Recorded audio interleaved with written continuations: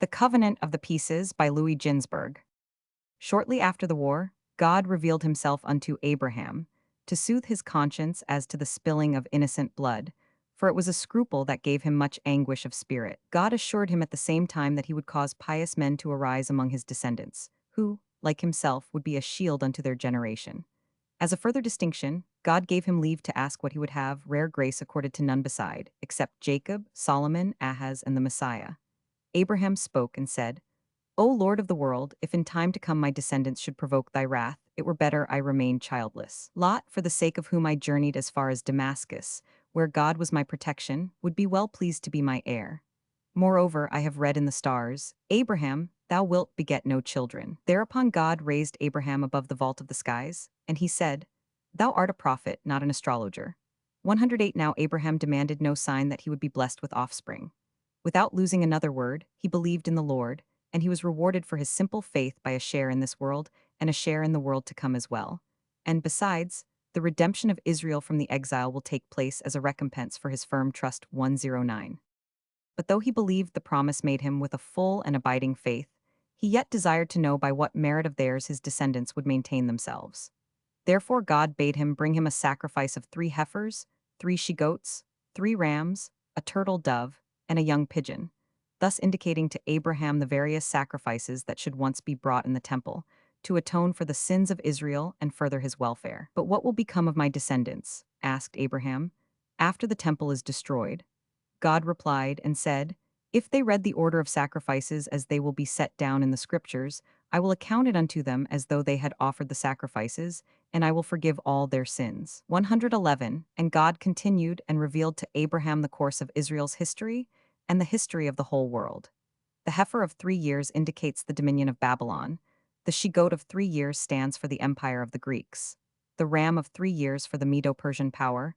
The rule of Ishmael is represented by the ram, and Israel is the innocent dove. Abraham took him these animals and divided them in the midst. Had he not done so, Israel would not have been able to resist the power of the 4 kingdoms. But the birds he divided not, to indicate that Israel will remain whole. And the birds of prey came down upon the carcasses, and Abraham drove them away. Thus was announced the advent of the Messiah, who will cut the heathen in pieces, but Abraham bade Messiah wait until the time appointed unto him. And as the messianic time was made known unto Abraham, so also the time of the resurrection of the dead. When he laid the halves of the pieces over against each other, the animals became alive again, as the bird flew over them. 112. While he was preparing these sacrifices, a vision of great import was granted to Abraham. The sun sank, and a deep sleep fell upon him, and he beheld a smoking furnace, Gehenna, the furnace that God prepares for the sinner. And he beheld a flaming torch, the revelation on Sinai, where all the people saw flaming torches. And he beheld the sacrifices to be brought by Israel, and in horror of great darkness fell upon him, the dominion of the 4 kingdoms. And God spake to him, Abraham, as long as thy children fulfill the 2 duties of studying the Torah and performing the service in the temple, the 2 visitations, Gehenna and alien rule, will be spared them. But if they neglect the 2 duties, they will have to suffer the 2 chastisements. Only thou mayest choose whether they shall be punished by means of Gehenna or by means of the dominion of the stranger. All the day long Abraham wavered, until God called unto him, How long wilt thou halt between 2 opinions? Decide for one of the 2, and let it be for the dominion of the stranger.